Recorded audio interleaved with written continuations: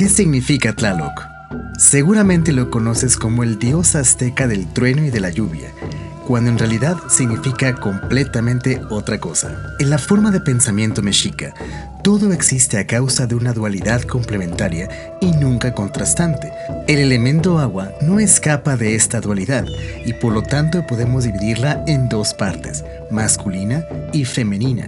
En náhuatl, la palabra para describir la lluvia se dice quiahuitl, pero el fenómeno que explica el acto de llover se llama Tlaloc, porque corresponde a la parte masculina de caer sobre la tierra como si fueran estas millones de semillas en forma de agua que estuvieran nutriendo la superficie terrestre, mientras que la parte femenina se llama Xalxutlicue y la explicaremos en otro video. Así, la palabra Tlaloc está compuesta por dos partes. La primera, Tlali, que significa tierra, y la segunda, Octli,